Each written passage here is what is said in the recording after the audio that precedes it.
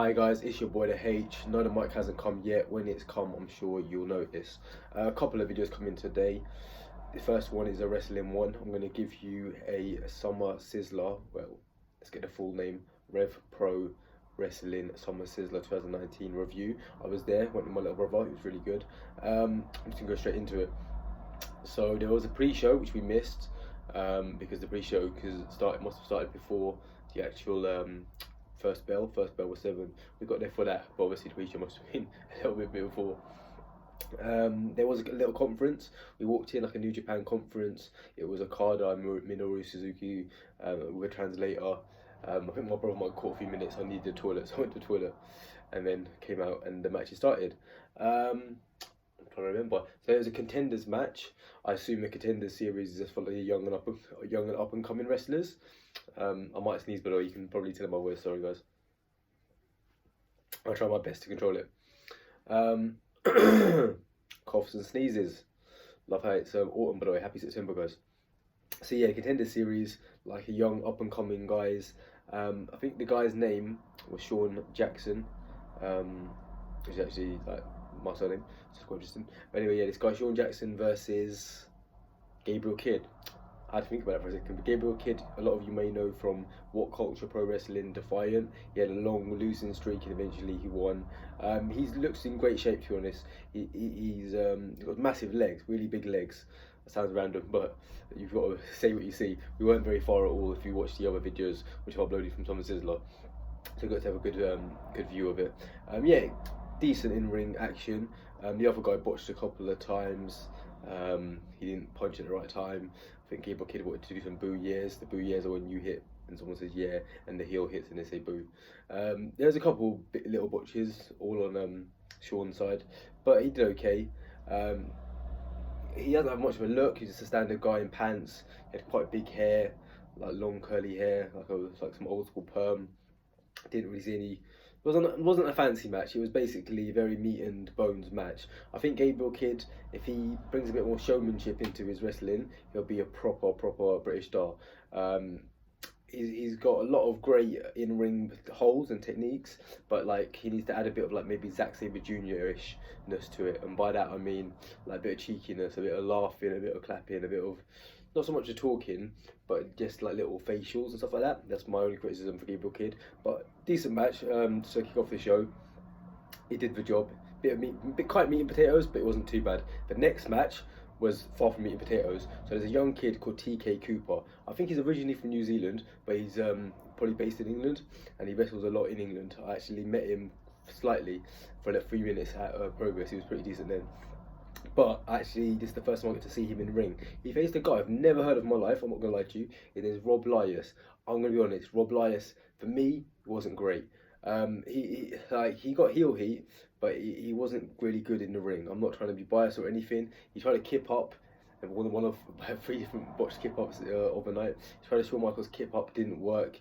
Ended up more like a weird inverted worm. But like really terrible. That sounds too good as well, doesn't it? Basically, imagine someone flopping and trying to get up, and they kind of fail, and they get up half on their knees and then stutter up. It wasn't good. But yeah, he got a lot of boos. I actually booed him as well because the match ended in a count out. He won by count out. He got TK Cooper. I'm not sure if he threw him the table or what happened, because from where we were looking straight and it happened the other side of the ring. It was a very small ring, so I couldn't see exactly what happened. But TK Cooper did really well. He did like some moonsaults. He did some great topic on helos. I think he might have done a Fosbury flop at one stage. It was really good. He looks like he's a young high flyer.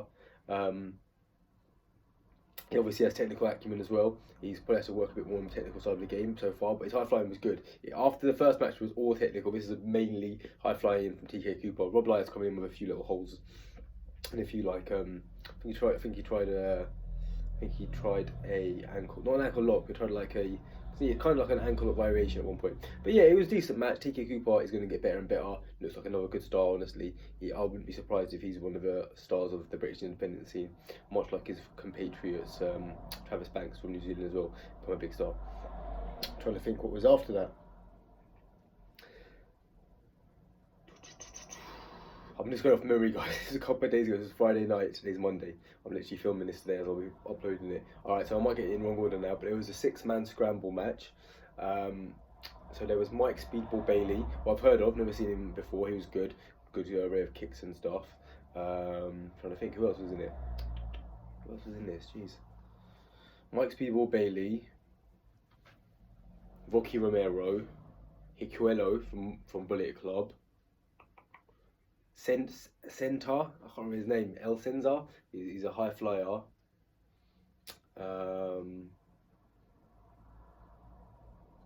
Robbie Eagles, and the main guy who I was there for, well not there for, but the one who I was really excited when I saw him come out was the Cold Skull Sonada from LIJ, Los Ingles Nobles de Japón. I know I just butchered the name. Good match. Sonada won in the end with his, I don't know, I can't remember what it's even called, but it's basically his submission finisher where it's like a inverted DDT and he chokes him out, but he actually span. I can't remember who he even was. How about that? But whoever the opponent was. So I'm not gonna lie, it was a typical scramble match. Lots of high flying action. The best bit was probably when Sonada got Robbie Eagles in his weird little incapacitation move where he puts him into like a weird little crab hold. He did that to Eagles, and he also did that to Speedball. Kicked them both. Nothing too much to say about this match, but it was good. It was good little showcase for Sonada, really. That's all it was about. Obviously, if I haven't mentioned already, this show was promoted by Revpro, but also featured New Japan stars. That's why there were some New Japan stars. They made it. I'm not gonna lie, that's the main reason I bought tickets. I had plans on Saturday, which fell through, but I was actually gonna be busy on Saturday. Otherwise, I would have gone to Royal Quest as well, or just Royal Quest in general. But it was good. It's good to see the Revpro and the New Japan stars. So then, I think, do you know what? I think I'm probably missing out a couple of matches, guys, but I do apologise. Yeah, Okada versus. It was Okada in a tag match with Tanahashi versus Suzuki, Minoru Suzuki and Zack Sabre Jr. Suzuki and Zack Sabre Jr. won that by double submission. I remember Tanahashi got caught in a flying guillotine by Zack Sabre and tapped. I think Suzuki just had Okada in a naked chokehold. Good match. It wasn't as long as you'd expect, and that's because obviously they had a Royal Quest the next day, and this is a different company, it's Revpro. The entrances are amazing. Go look at my videos.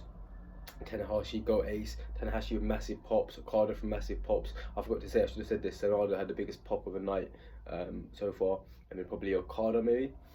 Suzuki got loads of pops and lots of love, everyone. Suzuki Goon. Yeah, good match. I forgot the other guys, Aussie Open. So what happened with Aussie Open, there was a massive botch. Aussie Open faced Charles Samuels and Josh Bowden. So what happened there was, I don't remember what it was. Josh Bowden didn't kick out. I can't remember what the move was, but it wasn't. It was a move. It was in a pinning predicament. Didn't kick out in time, so the ref gets catted. As a lot of refs are taught to, they teach in WWE, AEW, New Japan, loads of things. Treat it as if it's a real count. It's 1, 2, 3. It's not like 1, 2. Sometimes they can, and that's their discretion. But this ref didn't do that. What happened after that is it was only 6 minutes. The match was supposed to be like 20 or 30 minutes. And the reason we say that is my brother noticed this. For the other matches with the time limits, we were looking at our watches and seeing what time it was, and they were saying 10 minutes has gone after about 20 minutes. Obviously, they were trying to catch up and not go too fast, but the problem is the show still overran. It's supposed to finish at 10, it's to finish at 11, so there wasn't really much point in that, but that's an issue for Andy Quildan, who runs New Revpro. Doesn't run New Japan, who runs Revpro. But anyway, back to it. So Josh Bowden actually spat at one of the fans who haven't got him. Found out a lot more about this afterward. But yeah, he spat at the fans. He was getting into it with fans in the front row. They weren't just any fans, they were friends of the ref. He put on Twitter that he wants to punch that ref. I think he deleted that. Then he put how disrespectful the ref is. I think that was still there. It's just a weird situation. Josh Bowden looked like, I don't know, he's a little bit unprofessional. Haven't heard of a guy before with that kind of attitude, and in wrestling, that kind of stuff sticks with you a bit. So yeah, let's see if he throws up a little bit. At the end of the day, he made a botch. He didn't kick out in time, so if you want to blame the ref, that's fine, but it was his botch. You don't just spit on fans, that's just despicable behaviour. But lots of rumours that he's best friends with the Revpro owner, so looks like nothing will happen if that's the case. Who knows? But Charles Samuels is really well. Charles Samuels always on point, always funny. With his mug of the week, he actually got the mic out and shouted, mug of the week. That was quite funny. I haven't watched the match because I'm not going to lie, I was in the queue to buy some Diet Coke with my brother at that time. The queue was massive. Random note, Ishii was sat behind like a table near the merch stand as you go in York Hall. He was just sat there laughing and chilling, looking at his phone quite a bit. Ishii. No other wrestlers were really about. Sonada came through later with a towel on his head and walked through. but he obviously didn't want to be seen as a towel in his head. But she didn't really care. He was sitting there chilling. He really is like his gimmick. Doesn't mind. That's quite cool. York Hall itself, a small venue. Not bad. I've been there twice. Been there for boxing in the past as well to watch boxing. I've been to Ali Pali and I really enjoy Ali Pali as on the Palace. It's quite beautiful and it's like the facilities are really good. York Hall, obviously the facilities aren't as good and the toilets aren't great, but it's alright. It was alright. It only cost me 22 quid ticket each and obviously posted packaging, but to be honest, for the price I paid, the wrestling was really good. Talking about the wrestling, let's get back into it. So the best match of the night, in my opinion, my brother agreed, was OJMO versus ELP. OJMO I've spoken about before. He's a young guy in the British scene. This year already, he's faced guys. His name's Michael Oku as well. The OJMO, aka Michael Oku. This year already, he's fought Park in Revpro. He's fought Shingo Tagaki, I think in Revpro. He's just fought Volta in a tag match alongside David Starr in Progress. He's now faced ELP. He's tag teamed with Jushin Thunder Liger. Like in 1 year, he's literally faced the who's who and tag teamed with a who's who of legendary competitors and partners. But basically, OJMO was just an amazing match. There's a clip of the match, like him just doing a kind of Azai moonsault. He did Azai moonsaults. He did a high fly flow, aka 5-star frog splash. There was topic and helo. There were Fosbury flops. There was heel hooks. There was spinning back kicks. There was inzaguris. That's just him. ELP was doing 340s. I'm trying to think. ELP was just crazy. He was doing like back spring elbows, back spring into Pele kicks. It was just amazing. Great match, guys. Technical wrestling as well. A lot of submissions, naked choke holds, knee bars, double legs, single legs. It was just an incredible match. I can't even go into all the moves. One of the best matches I've ever seen live, up there with David Starr versus Jordan Devlin, and Jordan Devlin versus Jordan Devlin versus Kyle Fletcher, and Jordan Devlin versus Kyle O'Reilly. No, it's Jordan Devlin's all them, but right up there with them. Honestly, it was amazing. Volta versus 27 in person at Progress was pretty decent as well. But this was maybe my #1 match. I don't know, up there anyway. My top 2, top 3 live matches, which is quite enjoyable considering I went to Progress earlier this year alongside my brother again. Yeah, so nothing bad to say about it. It had the drama as well, like a few times, about 3 or 4 times, because basically ELP got OJ or Michael Oku in a Styles Clash and he kicked out, and then obviously in the second Styles Clash he won. ELP won the match, guys. He won with the Styles Clash, but that was only after loads of manoeuvres and loads of near falls. It was honestly sorry guys, I tried to hold that sneeze. I lasted 13 minutes. I hope you do stay with me and I apologise for that. But yeah, OJ did really well, much better than I thought. He got the drama, got the crowd behind him. I was shouting 1, 2, 3 every time he got a small package, or he got a bridge pin, or he just got inside cradle. Basically anything he did, I was thinking, yes, that's it. I wish he won it. It was for the British Cruiserweight title. He didn't win, unfortunately. ELP retains the title, but great match. Honestly, one of the best matches I've seen live. OJMO, keep your eyes out for him, future star. The last match, the main event, was Will Ospreay versus David Starr. Good match at the beginning. It just too many shenanigans. It lasted about 30 minutes, but only about 16 or maybe 20 he was wrestling.